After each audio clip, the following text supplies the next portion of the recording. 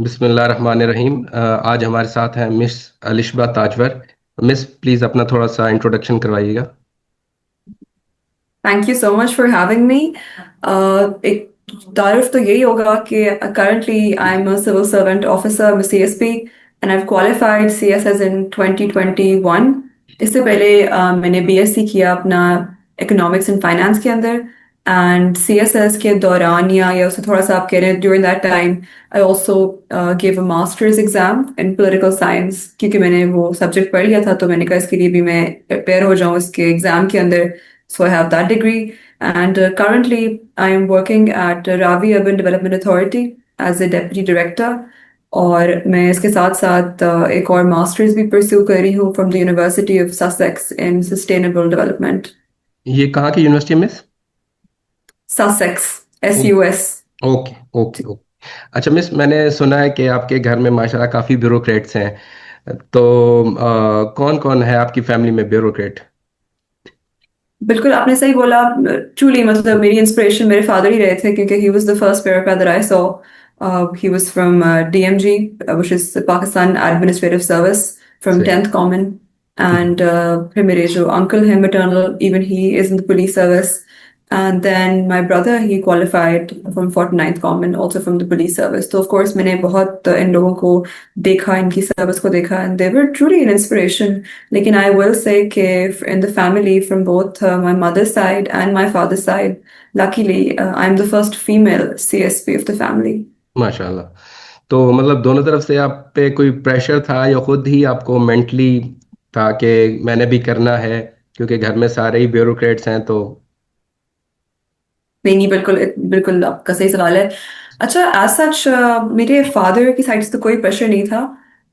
ना मेरी अम्मी ने बहुत फोर्स किया ये चीज़ हम पे। ऑफ कोर्स आप ना when you see this, I think जो एक रिस्पेक्ट उनको मिलती थी ना लोगों से, वो बहुत इंस्पायरिंग थी। उसके सही। अंदर हम लोग देखते थे कि मतलब he has this big impact and people have a lot of love for him because of the service he gave and the delivery. तो दैट वाज वेरी इंस्पायरिंग। लेकिन फिर मैंने जैसे ही यूनिवर्सिटी का टाइम था तो आई सॉ के लोग तो बड़ा इसमें फेल होते हैं इस एग्जाम में। तो मैं तो डर गई, सीधी बात है। एंड सही। I told my parents up front, मैंने कहा मैंने तो नहीं करना CSS, में तो प्रॉब्ली कोई कॉर्पोरेट में जॉब करूंगी या अपना कोई बिजनेस करूंगी। आई विल नॉट डू CSS। खैर वो भी बड़ा पेशेंट रहे मेरे साथ उस टाइम में। दे वर लाइक ठीक है देख लो, इट्स फाइन, इट्स ओके। तो my father was very, I think he was very intelligent about it. उन्होंने मुझे एक दिन बोला, मेरी अभी ग्रेजुएशन हो रही थी, कि तुम एग्जाम तो खोल के देख लो ये कैसे होते हैं, जी। क्या पता इतना मुश्किल ना हो। सही। तो जब उनने मुझे ये बोला तो मैंने वाकई पेपर्स खोल के देखे। तो अच्छा, बज़ाहिर बड़े आसान भी लगते हैं आपको जो आपने डिग्री कर रहे हो ना, इकोनॉमिक्स में करी थी। तो इकोनॉमिक्स का मैंने खोला paper and I was like ठीक है, इतना मुश्किल तो नहीं लग रहा, ड्यूरिंग हो बैचलर्स सकता है, पढ़ा जा ही ड्यूरिंग सकता है। ड्यूरिंग बैचलर्स आपने चेक किया? हाँ, ग्रेजुएशन के बिल्कुल बाद में मैंने सही। देखा उसको। सही। लेकिन फिर भी आई don't think I was truly motivated. I felt really really scared, जैसे बाकी लोग भी डरते हैं कि फेल हो जाएंगे तो क्या हो जाएगा। बिल्कुल। प्रॉबेबली जब मेरे भाई ने क्वालिफाई किया तो वो एक बहुत होपफुल और इंस्पायरिंग केस था, क्योंकि मैंने उनको अपने सामने पढ़ते हुए देखा था। और मैंने कहा अच्छा, if he can do it, मतलब यही यही घर था, यहीं पे ये पढ़े क्योंकि थे, वो आपके तो साथ आई कैन फेमिलियर डू होते हैं इट। तो आपको कह सकते हैं आपके, if he can do it then I can also. बिल्कुल। और मैंने देखा ना कि मेरे सामने कुछ महीने पहले इन्हें पढ़ा है और इनका हो गया है। तो वो बहुत इंस्पायरिंग एक था कि ठीक है, मोटिवेशन ऐसा भी मिल जाती कोई। है आपको। एब्सोल्युटली, बिल्कुल। तो मिस, ये फर्स्ट अटेम्प्ट में आपका क्लियर हुआ है या सेकंड में या थर्ड में? I did it in 2021। आपके सब्जेक्ट कौन कौन से थे जो आपने सिलेक्ट किए सीएसएस में? राइट। तो मेरे ऑप्शनल जो सब्जेक्ट्स थे वो था, एक तो 200 मार्क्स का पॉलिटिकल साइंस, उसके अलावा 100 मार्क्स का एंथ्रोपोलॉजी। फिर क्योंकि मेरा थोड़ा सा था बैकग्राउंड इकोनॉमिक्स एंड फाइनेंस का, तो आई डिड बिजनेस एड, ये भी एक सब्जेक्ट होता है हमारा। फिर जेंडर स्टडीज था 100 मार्क्स का। उसके बाद क्रिमिनोलॉजी था, वही 100 नंबर का। सही। तो ये मेरे मजमून थे। अच्छा एंड मिस, इसमें मैं मैं जी। मैं चेक भी कर रहा था कि ये एंथ्रोपोलॉजी जो सब्जेक्ट है इसमें मार्क्स वगैरह आ जाते हैं, अच्छे आ जाते हैं आप? बल्कि मैं देख रहा था कि आपने माशाल्लाह उसमें से 89 मार्क्स लिए हुए हैं। तो वन बिल्कुल ऑफ द बिल्कुल। टॉप मार्क्स आप कह लें कि हाईएस्ट मार्क्स आप कह सकती हैं। कि तो दैट इसमें इज ट्रू। क्या होता है नॉर्मली, कि किस हवाले से बातचीत होती है और जो न्यू एस्पायरेंट्स हैं उनको ये अडॉप्ट करना चाहिए या नहीं करना चाहिए? बिल्कुल बिल्कुल। ये आपने बड़ा अच्छा सवाल किया है, एंड यकीनन one of the highest marks in my batch 89 out of 100 मेरे ही थे जी। जो मैंने अटेम्प्ट दिए और क्लियर किया है। अच्छा, ऐसे है कि मैं इसमें बता दूं आपको कि कोई बैकग्राउंड रिक्वायर्ड नहीं है। जैसे मैंने बताया कि मेरी डिग्री इकोनॉमिक्स एंड फाइनेंस की थी, तो मेरे पास कोई एंथ्रोपोलॉजी का बैकग्राउंड नहीं था। तो ये मैंने बिल्कुल स्क्रैच से पढ़ा। एंड ये यकीन करें, इतना मजे का और इंटरेस्टिंग सब्जेक्ट है कि ये सकाफतों की कहानी है कि जी सही। फलां सकाफत आई, उनके ये तौर तरीके थे शादी के, बेरियल के, इकोनॉमिक्स के, पॉलिटिक्स के, ये उनकी रस्मात थी। तो ये ऐसी चीजें होती हैं जो आपको बिल्कुल अपनी रोजमर्रा की जिंदगी में नजर आएंगी कि जो पंजाबी कल्चर है उनमें ये होता है, पख्तूनों में ये होता है, मतलब उनके बलूची कल्चर में ये ट्रेडिशनल होता है। जो स्टाइल्स हैं वो हाँ, डिस्कस हो रहे होते हैं। बस। एंड उसका ना सही। एंथ्रो का एक बहुत मैं कहूंगी ये सब बल्कि तलत ये सब पढ़ें, क्योंकि इसमें आपको रिस्पेक्ट मिलती है। सही। आप अपने अंदर रिस्पेक्ट इनकलकेट करते हो दुनिया के हर कल्चर के लिए। आपको फिर ये लगता है कि कोई भी कल्चर गलत या सही नहीं होता, या बड़ा नहीं होता या छोटा नहीं होता, बल्कि वो सिर्फ मुख्तलिफ होता है। तो ये आपके अंदर एक रिस्पेक्ट डेवलप करता है for all cultures of the world, and ये मैंने बहुत सीखा इससे। एंड बहुत ही आसान सब्जेक्ट है, लेकिन इसको जब आप क्रिएटिवली करते हो, मतलब आप एग्जामिनर को एग्जांपल्स देते हो और अपना पॉइंट ऑफ व्यू पेपर पे बहुत क्रिएटिव होकर प्रेजेंट करते हो, तो यस, मेरे जो अपने स्टूडेंट्स हैं, बिलीव मी, ये मेरी गारंटी है, जब वो मेरी फॉलो करते हैं गाइडलाइन, 70 मार्क्स से कम किसी के नहीं आए। इस लोगों के सब्जेक्ट 80 में। भी आए हैं, 90 भी आए हैं, हाँ, बट 70 से हाँ। कम किसी के नहीं आए। सही। नहीं, ये तो एक आप कह लें कि प्लस पॉइंट हो गया है जो वीडियोस देख रहे होंगे, तो यस। अगर वो ये सब्जेक्ट अडॉप्ट करें तो। अच्छा मिस, जब आप सीएसएस की प्रेप कर रही थी तो ड्यूरिंग द जॉब कर रही थी या सिर्फ स्टडी ही कर रही थी? तो ऐसे था कि उस वक्त तो आई वॉज नॉट एम्प्लॉयड, ठीक एंड है। मैं घर पे पढ़ी थी। लेकिन आई फेल्ट कि घर पे पढ़ना भी आपके बहुत डिस्ट्रैक्टिव हो जाता है, क्योंकि फैमिली आ रही है, अब आप खुद लेजी हो जाते हो। तो मैंने इसके लिए एक लाइब्रेरी ज्वाइन कर ली, एंड मैं ये सबको सजेस्ट करती हूँ कि please take it like a job, go to any public library, any private library. आपको एक मेंबरशिप फी भरें और वो आपको बहुत पे ऑफ करेगी, वो आपके अंदर ही एक इन्वेस्टमेंट होगी। आप 9 बजे 8 बजे वहां पहुंचे और आप पूरा दिन ब्रेक्स लेके भी पढ़ सकते हैं। तो आप उसको ना बहुत अपनी तैयारी को स्ट्रक्चर्ड लेके जा रहे हैं। तो मैंने एक लाइब्रेरी ज्वाइन की थी, and then I start studying, लेकिन एज सच उस वक्त आई वाज नॉट वर्किंग। सही। अच्छा मिस, एक बात है जो नॉर्मली मुझे भी अक्सर डीएम आ रहे होते हैं, आपको भी 100% आते होंगे, कि सीएसएस की तैयारी के लिए जो है वो कोई भी एकेडमी ज्वाइन करना लाजमी है या नहीं, या हम खुद सेल्फ जो है स्टडी कर सकते हैं? तो आप इस हवाले से क्या कहेंगी? नहीं, अब वाकई बहुत आ रहे होते हैं, एंड आई थिंक ये वो टाइम है, यकीन करें, कि जो है ना एकेडमी कल्चर ही उसका एंड है। I tell you why. कि हुआ ये था कि जब मैंने जाके एक देखा था कि चलो मैं भी देखूं जाऊं, मैं गई थी एक दो एकेडमीज में, और आई सॉ कि एक एक क्लास में 100 100 बच्चे हैं। तो वो इंडिविजुअल अटेंशन बेशक अगर कम मेंटर मिलती है। चाहे भी, हाँ, नहीं पॉसिबल नहीं है देना इतना, यू कैन बिल्कुल। Not check. और एक बहुत इंपॉर्टेंट बात ये है इस एग्जाम की कि ये है तो पेपर पे आपने लिखना है। अब जी। इसका बल्कि मैटर, एग्जामिनर को मेरी शक्ल नहीं पता कौन है या आपकी शक्ल नहीं पता कौन है। अगर पेपर पे आपने सही अपनी प्रेजेंटेशन कर ली है तो यू जी। आर पास। अब उसके लिए फिर आपको बहुत इंडिविजुअल अटेंशन चाहिए होती है। तो मैं अब बिल्कुल प्रेफर करती हूँ कि आप, लैपटॉप आपके पास है, आप 1 2 3 सीएसपी से गाइडेंस लें, उनके कोर्सेज ज्वाइन करें, ताकि आपको फर्स्ट हैंड गाइडेंस मिले कि उनने क्या किया है। एक और इशू एकेडमीज का ये होता है कि ऐसे लोग पढ़ा रहे होते हैं जिनने खुद वो उससे गुजरे नहीं होते प्रोसेस से। तो मेरा तो ट्रस्ट नहीं था इस चीज पे। मैंने तो खुद, जब मेरे भाई का क्लियर हुआ था, I said you have to sit home, मुझे पढ़ाओ सब कुछ। तो इस तरह हमने किया था। सो समटाइम मिस ये होता है कि बंदा डीमोटिवेट हो जाता है, यार नहीं हो रहा, रफ बिल्कुल। सब्जेक्ट हैं, छोड़ दिया, कोई दरम्यान में और मसरूफियात आ गई, तो खुद को मोटिवेट या कंसिस्टेंसी कैसे बरकरार रखें? हाँ। नहीं, ये आपने जो सवाल किया ना, यकीन करें, ये एक फाइन लाइन है उस डिफरेंस की जो आपको आर या पार करता है। बिल्कुल। आपकी ये क्योंकि अपनी जो ये नॉर्मली जो आपसे क्वेश्चन हो रहे होते हैं ना कि कैसे हुआ, कब हुआ, तो ये बेसिकली वो क्वेश्चन है जो एक आप कह लें कि प्रैक्टिकल लाइफ वाले हैं। नॉर्मली लोग तैयारी कर रहे होते हैं, फिर उनसे महीने बाद पूछते हैं हाँ जी किधर पहुंचे, तो कि यार छोड़ दिया है, यार टाइम ही नहीं मिलता। तो ये वो चीज़ें हैं जो प्रैक्टिकल लाइफ में आपको नज़रअंदाज आप नहीं कर सकते इसको ना, तो इस वजह से मैंने सोचा कि आपसे ये बातें पूछूं। नहीं, it's a great question, because आप यकीन करें, आप किसी भी घर में जाएंगे, मैं कहती हूँ किसी भी अर्बन, पाकिस्तान के अर्बन शहर में जाएंगे, बेशक वो जी। छोटा हो, किसी घर में जाएंगे, ठीक है, फैमिली बैठी होगी, अब अबाउजाद बैठे होंगे, हाँ आप जी। ये जिक्र करो कि अच्छा मैं भी दे रही हूँ या दे रहा हूँ सीएसएस, सब घर के कहेंगे अच्छा हमने भी दिया था, हाँ हमने भी जी। सोचा था कि हम दें, हम फिर ये हो गया फिर वो हो गया, यू विल बिल्कुल, हियर तो वो एवरी हाउस डिमोटिवेट हो जाता, होल्ड इन द। ऑटोमेटिकली बंदा डिमोटिवेट हाँ हो जाता हाँ बिल्कुल।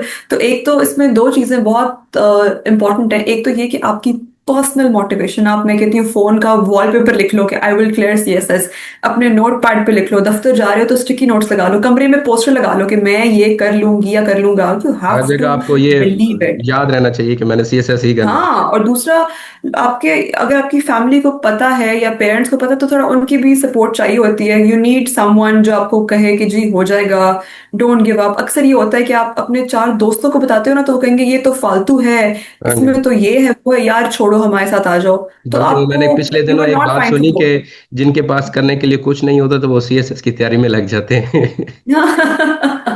सो बहुत ऐसे। बातें बताते हैं ऑब्वियसली, जब बंदा किसी में किसी गैदरिंग में बात करते हैं कि मैं ये तैयारी कर रहा हूँ, तो वो फिर आपको तंग करने के लिए भी पूछते हैं, हाँ जी किधर पहुंची आपकी तैयारी। तो वो भी हम्म। एक मेंटल स्ट्रेस होता है, आप ये कह लें कि बातें लोग बनाते हैं ऑब्वियसली। हाँ इसका तो आई थिंक बेस्ट तरीका ये है ना कि do not discuss your plan, क्योंकि ये आपका एक अनफिनिश्ड सा बिजनेस है, इट्स नॉट फिनिश्ड येट। बिल्कुल। तो आप मत बात करें किसी से, जिस तरह आपका एक घर है जिसकी कंस्ट्रक्शन हो रही है, अभी मुकम्मल नहीं हुआ, तो बताने की जरूरत नहीं है। जी। जहां तक मेरा सवाल था, ये आई डोंट थिंक पीपल न्यू, या वो उनको ये एक्सपेक्टेशन भी नहीं थी मुझसे कि ये मैं कर सकूंगी, क्योंकि वही होता है कि जी लड़कियां तो कहाँ इतनी इंटेलिजेंट हैं, हाँ वो जी। है, तो एक स्टिग्मा बहुत होता है हमारे साथ, तो ट्रेडिशनल आप उसको जो जितना। बातें बनी हुई हैं। हाँ बिल्कुल, absolutely, very, all they see us is as this traditional role model, which is not wrong, लेकिन we can do both, I feel. बिल्कुल। अच्छा मिस, थोड़ा सा सब्जेक्ट्स की बात करते हैं। वो ये कि जी। ऑप्शनल तो ऑब्वियसली हर किसी के डिफरेंट सब्जेक्ट्स होते हैं, बट जो हम्म कंपलसरी सब्जेक्ट्स हैं उनमें एक बेसिक सब्जेक्ट है ऐसे का। तो उसके हम्म हवाले से थोड़ा सा एस्पायर, हर किसी की ऑब्वियसली स्ट्रेटजी डिफरेंट होती है, प्लान डिफरेंट होता है, वो डिफरेंट तरीके से लेके चलता है। तो आपकी क्या जो है स्ट्रेटजी थी ड्यूरिंग द प्रेप, कि आप सीएसएस ऐसे के पेपर को कैसे क्लियर करेंगी? हम्म। नहीं बिल्कुल, I think one of the most important questions मैंने हर लाइफ में, हर अपने मतलब इंटरव्यू में, I always say one thing, अगर आपका ऐसे क्लियर नहीं है ना, जी। आपका पेपर पास नहीं है, ठीक है। एक सही। बात, दूसरी बात, इस्लामियात क्लियर नहीं है तो यू आर फेलिंग, थर्ड प्रेसी। ये तीन क्राइटेरियाज हैं, वो इन्हीं पे मोस्टली लोगों को स्कैन आउट करते हैं। बिल्कुल। ऐसे के लिए ये था कि काफी मैंने फॉर्मर सीएसपी से ही गाइडेंस ली थी, क्योंकि मुझे उन पे एतमाद था कि इनने क्लियर किया हुआ है तो इनने कुछ तो सही किया है। फिर जब वो मेरे पास एक डेटा सेट आ गया ना, पूल आ गया नॉलेज का उनसे बात करके, फिर वो सेम टैक्टिक्स जो मेरे भाई ने भी अपने एग्जाम में अप्लाई किए, तो हम श्योर थे एंड वन ही पास्ट कि ठीक है, this is a foolproof method, कि इसको, इस मेथड को करके बहुत सारे लोग मुसलसल ओवर द इयर्स पास हो रहे हैं। बिल्कुल। तो ज्यादा फिर मैंने कुछ खास अपनी थिंकिंग नहीं यूज की उसके अंदर, मैंने वही मेथड का एक स्केलेटन स्ट्रक्चर बनाया। हाँ, उसमें डेटा नया लाई, उसमें क्रिएटिविटी नहीं लाई, और उसके अंदर एक नॉलेज बेस जो आप पढ़ पढ़ पढ़ के अपने आप को अपडेट करते हो वो नहीं लाई। तो this was one of the things that I teach in my ऐसे कोर्स, कि जी इसको आप, अभी ये डोंट्स हैं कोई आठ, इनको फॉलो कर सही। लें तो आप पास हो जाएंगे। एक पता इशू ये होता है तलत के, लोगों ने ओ लेवल किया होता है तो वो ना, या कोई भी, मैं कहती हूँ लोग इतना पढ़ लेते हैं कि वो अपने आप को उस वक्त इतना अफलातून समझते हैं कि अच्छा हमने, हमें बेहतर पता है, लेकिन ये इतना मुश्किल एग्जाम नहीं है। ये सही। अफलातून का एग्जाम बिल्कुल नहीं है, जो आपसे सवाल किए मिथ जाएंगे वो बनी हुई है एक। Common sense. हाँ टेक्निकल है बहुत, बिल्कुल मैनेजरियल एग्जाम है। तो ऐसे अच्छा। की तो मेरी थी ये स्ट्रैटेजी। जहां तक यस। इस्लामियत का सवाल है, जी। जी जी, प्लीज आप बताएं। हाँ इस्लामियत का जो सवाल है ऑन कंपल्सरी, तो इस्लामियत के लिए once again it's not difficult. बहुत, मेरे पास सिर्फ एक बुक थी, और वही एक बुक मैं अपने हर स्टूडेंट को रिकमेंड करती हूँ, आप ये पढ़ लें, आप फेल नहीं होंगे। सही। तो ये है।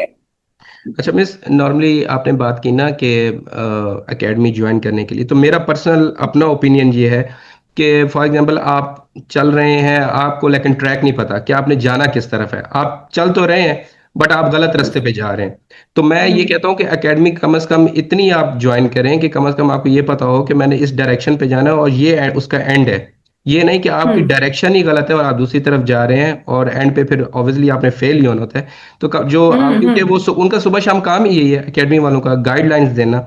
तो वो आपको और नहीं तो कम से कम ऑन ट्रैक कर लेते हैं कि आपने यहाँ से स्टार्ट करना है और ये आपका एंड पॉइंट है, यहाँ तक आपने जाना है। ऑब्वियसली सीएसएस के एग्जाम में एंड पॉइंट तो नहीं होता, बट ये है कि वो आपको एक ऑन राइट डायरेक्शन कम से कम कर देते हैं।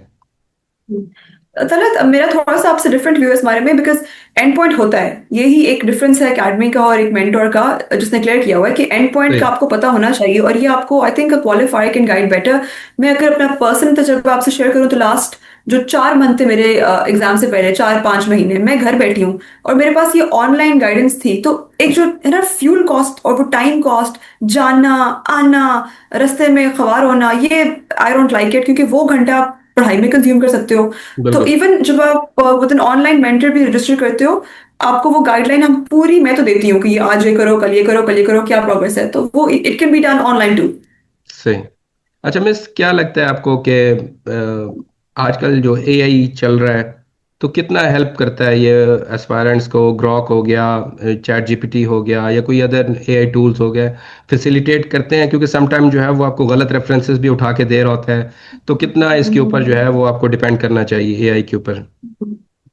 नहीं, it's very pertinent question. AI देखें, हम ये नहीं कह सकते कि उसको ना यूज करें, आपकी प्रेप का टाइम कम हो जाता है। एक बड़ा अच्छा एआई मैं खुद यूज करती हूँ, टर्बो स्क्राइब उसका नाम है, like it makes YouTube videos का टेक्स्ट वर्जन आ जाता है आपके पास, बजाय आप जी। बैठो वीडियो जी। पॉज करो नोट्स बनाओ, वो सब 1 सेकंड में आपको उसका स्क्रिप्ट दे देता है, तो सॉरी, ये यूज करना नाम चाहिए। रिपीट कीजिएगा। हाँ, टर्बो स्क्राइब, लेकिन इस पे मतलब सही। You can do 3 videos every day. मैंने इसका सही। पेड वर्जन ही ट्राई किया अभी, टर्बो स्क्राइब।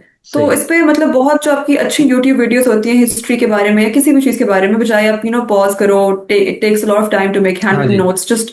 हाँ, तो वहां पे you can get the entire script. लेकिन दैट बीइंग सेड, एआई के अंदर अगर आप इंफॉर्मेशन में you're searching it and it's quicker, तो you can obviously cross check it, आप क्रॉस चेक करो, ये आपका काम है, तो आई will not say that don't use it. It will बिल्कुल। Save time, it will make your prep much easier. लेकिन एक और मसला उसका ये है कि वो बहुत जेनेरिक डेटा देता है आपको, जो हर किसी के पास है, तो सही। आपके काम और आपके नोट्स और आपकी प्रोग्रेस में कोई डिफरेंस नहीं रहेगा as compare to the rest. तो यहाँ पे ये एक उसका लूप होल है, और एग्जामिनर खास अपनी नजर तेज करके बैठे होते हैं कि डिफरेंस कहाँ पे है, वो पेपर बिल्कुल। उठाओ जहाँ पे कोई नई चीज आ रही है, समथिंग कोई न्यू, क्रिएटिविटी आ रही क्रिएटिव, वो यही है। यू चीज I have to be think ढूंढ रहे क्रिएटिव, होते हैं। बिल्कुल बिल्कुल। हाँ। सही।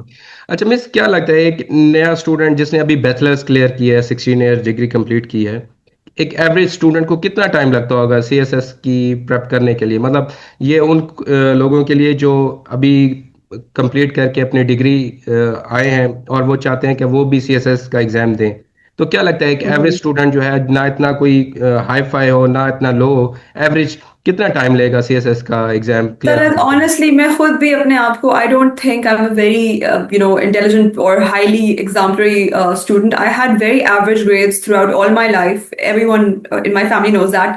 सो it's not, this exam is not for somebody super intelligent. ऐसी बात नहीं है कि आपने स्ट्रेट एज लेने हैं या आपकी मैट्रिक एफएससी में आपने टॉप ही किया हो बोर्ड में तो तभी आप पास होगे, ऐसी कतई कोई बात नहीं है। एक आपको मैं कहूंगी पासिंग मार्क्स चाहिए अपनी यूनिवर्सिटी की डिग्री से, बस, ताकि आप इसमें एंटर कर सको। बिल्कुल, ये एक एवरेज स्टूडेंट ऑफ पाकिस्तान के लिए ही है। मैं इसलिए कह रही हूँ कि जो बहुत अफलातून होते हैं उनको समझ नहीं आती कि अपना नॉलेज कहाँ पे क्या करना है। ये बिल्कुल एक ऑर्डिनरी स्टूडेंट के लिए, वो बिल्कुल बीएससी के बाद अराउंड 5 to 7 months में विद प्रॉपर मेंटोर इसको एस कर सकता है। तो ऐसी कोई मिथ नहीं है कि जी बहुत स्मार्ट बच्चा हो वही कर सकता है, मैंने खुद बहुत नॉर्मल होके किया है। बट ये तो है कि उसकी आपका लेकिन एक फोकस फिर टेक्निकल वो गाइडलाइन सिर्फ है। सीएसएस ही हो। सॉरी।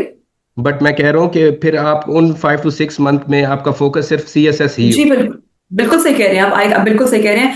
ऐसे लोग हैं दो जिनने जॉब के साथ भी क्लियर किया है, लेकिन तो उनकी उनको सेकंड एक थर्ड साल लग अटेम्प्ट जाएगा होती है। ज्यादा हाँ से ज्यादा। हाँ हाँ, अगर आपने बिल्कुल आपने करना है तो डू एंड डाई समझ के करें इसको, और मतलब don't work in those 5-6 months, ताकि आपकी आपकी पूरी life apart and those 6 months apart ऐसे है। अच्छा मैं बेसिकली 5-6 लोगों का जो है सीएसएस ऑफिसर्स का जो है वो इंटरव्यू कर चुका हूँ। तो मैं आपसे वो क्वेश्चंस कर रहा हूँ जो मतलब वहां से नहीं रह गए या लूप रह गए। तो ये आप ना कहिएगा कि मेरे से बेसिक क्वेश्चंस नहीं किए, तो जो और लूप्स हैं, दैट्स फाइन, आई होप जो आई कैन टेक देम। या जो उन वहां से क्वेश्चंस रह गए या न्यू क्वेश्चंस आए फ्रॉम एस्पायरेंट्स, तो मैं वो आपसे पूछने की कोशिश कर रहा हूँ जो प्रैक्टिकल बातें हैं। चल। अच्छा मिस, दूसरा एक ये कि कुछ जो एस्पायरेंट्स होते हैं ना बेचारे, एकेडमीज वगैरह में जो जाते हैं, तो उनके साथ ओ लेवल या ए लेवल वाले जाते हैं। तो उनकी हम्म थोड़ी इंग्लिश हाई फाई होती है। तो वो बेचारे जो हम्म दूसरे होते हैं वो खुद को जो है डिमोटिवेट कर रहे होते हैं कि यार ये लोग शायद कर लेंगे क्योंकि इनकी इंग्लिश इतनी अच्छी है, सीएसएस में तो चलती ही इंग्लिश है, और हम शायद पीछे रह जाएंगे। तो उन उस हवाले से क्या आप कहेंगी? हम्म आप यकीन करेंगे इतना बड़ा मिथ है, क्योंकि जब आप क्लियर करते हो ना तो आपका जो बैच होता है, 200 कुछ का बैच होता है, 200 अफसरान का, उसमें से सिर्फ कोई 10-20 होते हैं जिन्होंने वही लेवल किया होता है। बाकी सब, जो बाकी एक एफएससी वाले लार्ज होते हैं। मेजोरिटी है, उन सब ने हाँ एफएससी मैट्रिक किया होता है, और उनको एडवांटेज ज्यादा होता है। क्यों कर, जो आपका पेपर है उसमें हेडिंग, सब हेडिंग्स, डायग्राम्स, इस तरह आपने बाइफोर्केशन अपने नॉलेज की करनी होती है। तो ओए सही। लेवल के बच्चे को बड़ा डिसएडवांटेज है, क्योंकि हमें ऐसी आदत नहीं होती लिखने की। हम पूरा पैराग्राफ फॉर्म में लिखते हैं, एक मतलब जी। होलिस्टिक आंसर लिखते हैं, हेडिंग्स कोई नहीं चलती वो लेवल में। तो यहाँ आके हमें वो चीजें अनलर्न करनी पड़ती हैं। तो मैं सही। हमेशा ये बात करती हूँ कि कभी भी अपने आप को आप कमतर ना समझें इस बात पे कि आपकी अंग्रेजी बोलने में इतनी अच्छी नहीं है। आप लिखते, अगर आपको एक जुमला पैराग्राफ ऐसे लिखना आता है ना अपने जी। स्कूल कॉलेज से, तो आप एट अ एडवांटेज हैं to clear this exam. Because इस एग्जाम का pattern is like matric FSc, it's not like O levels. तो सही। उनको बल्कि एडवांटेज है। तो वही बात है जो हमने शुरू में की थी कि अपनी सेल्फ नेगेटिविटी के अंदर आपने नहीं किया दोनों। सही। अच्छा, मैं इंग्लिश को इम्प्रूव करने के लिए क्या चीज़ें की जाएं? न्यूज़, कुछ लोग कह रहे थे न्यूज़पेपर पढ़ें, आर्टिकल्स पढ़ें, हम्म। या अपनी वोकेबलरी जो है वो इम्प्रूव करें, उसमें नए वर्ड्स ऐड करें। तो आप क्या सजेस्ट करेंगी इस हवाले से?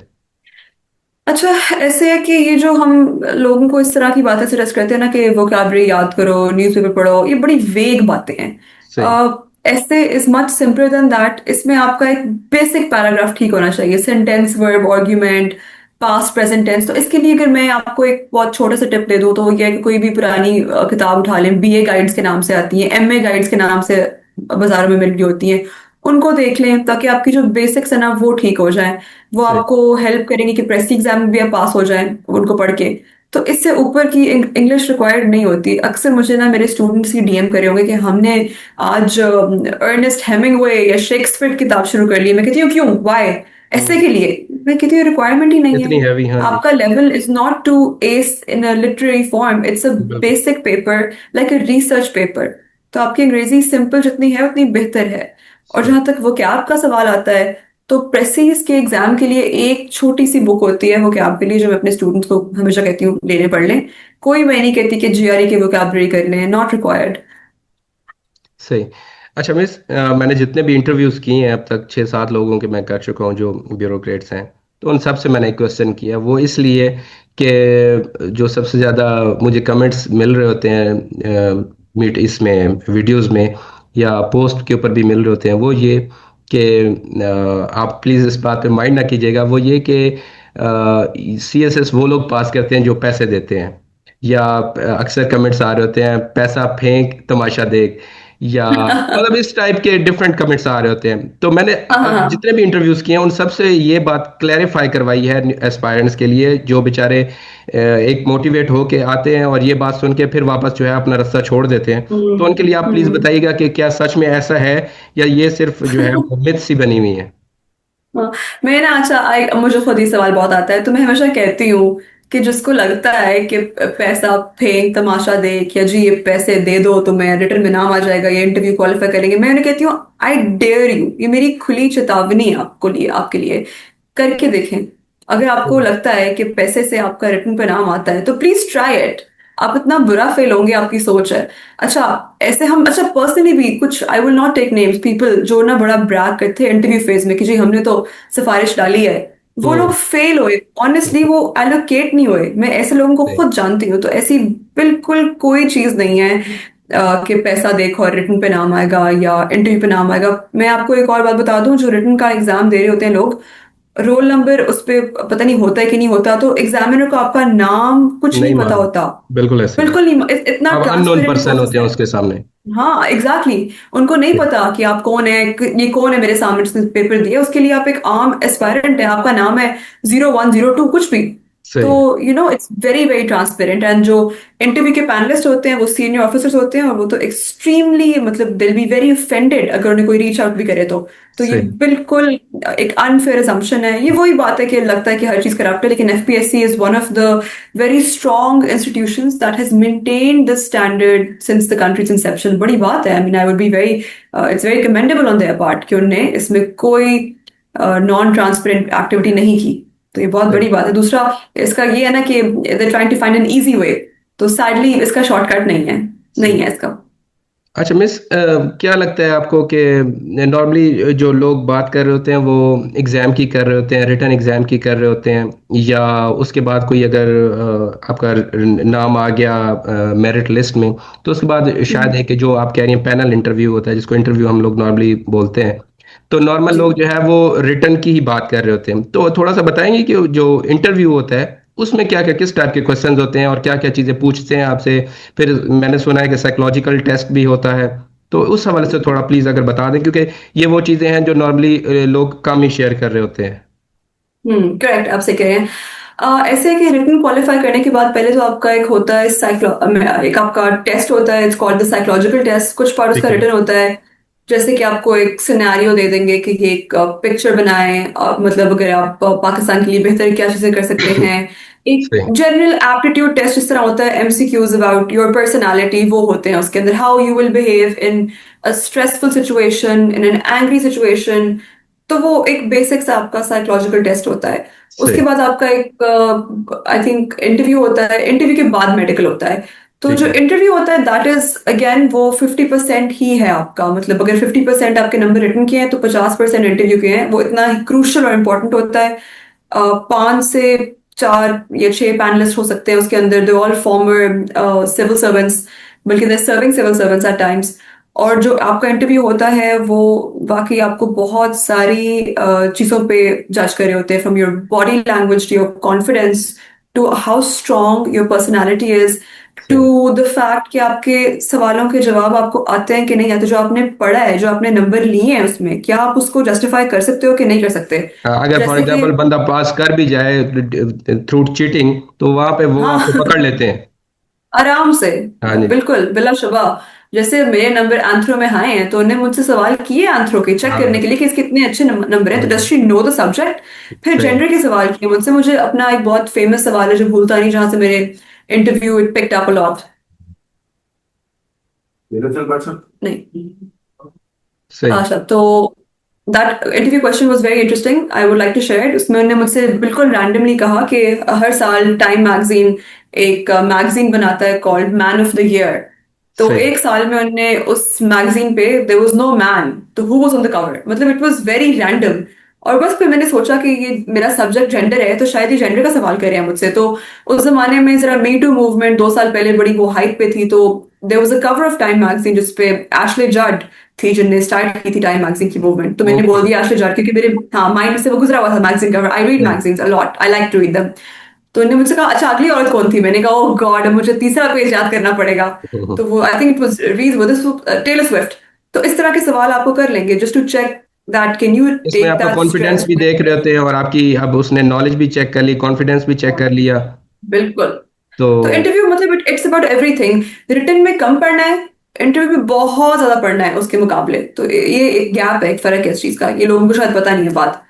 सही। क्या फीलिंग्स थी जिस दिन रिजल्ट आया आपका और आपको पता चला कि आप सिलेक्ट हो गई हैं? तो हम्म। किस किस को बताया और क्या फीलिंग्स थी? हाँ, I think it's one of the happiest moments आपके लाइफ में, क्योंकि वो बिल्कुल आपकी लाइफ उस वक्त चेंज हो जाती है। उस मोमेंट में योर लाइफ चेंजेस, वो इतनी इंपॉर्टेंट मोमेंट है। और वो फ्रैंकली सबके खुद ही फोन आने लगे, क्योंकि वो हर जगह सोशल मीडिया पे लग गया था। तो एग्जाम इट वाज डे में। Very happy. आई थिंक वो था अगर मैं एक लफ्ज में आपको डिस्क्राइब करूँ, बिल्कुल शॉक था, क्योंकि आप एक्सपेक्ट नहीं कर रहे होते। लेकिन बिल्कुल। अल्लाह का बड़ा करम है क्योंकि और थाउजेंड ऑफ स्टूडेंट्स एहसान है। में से एक 200 लोग सिलेक्ट होना ऑब्वियसली बिल्कुल बिग बिल्कुल चैलेंज। एहसान है अल्लाह का। थैंक यू सो मच आप मिस, सही कह रहे आपने हैं। टाइम दिया हमें। और बल्कि मैं तो वो आपकी बात को जो है वो एक्नॉलेज करूंगा कि आपने कहा कि मैं सोशल मीडिया पे लोगों को रिप्लाई करती हूँ, तो मेरा राब्ता भी आपके साथ सोशल मीडिया पे ही हुआ है। तो थैंक यू सो मच, आपने अपना टाइम दिया, अल्लाह ताला आपको इसका अजर दे। बहुत शुक्रिया, thank you. Thank you so much, Tala. Thank you. And for anybody who wants to reach out to me, मेरा एक पेज है इंस्टाग्राम पे, CSS ऐसे द लेजी पे, जहाँ पे मैं अपने इस वक्त सेशंस ले रही हूँ, तो दे कैन रजिस्टर। और जरूर, मैं बिल्कुल मैं इसको ट्राई करती हूँ कि इंशाल्लाह मैक्सिमम मेंशन भी रीच। कर हाँ। दूंगा, हाँ स्टोरी जी। पे भी मेंशन कर दूंगा, और यूट्यूब चैनल के ऊपर थंबनेल के ऊपर भी लगा दूंगा जो आपका नाम है पेज। पेज का। तो इंशाल्लाह मैं ज़रूर इंशाल्लाह उसको लगा दूंगा। Thank you so much, sir. Thank you thank for you your so time. Much, thank you ji. All right.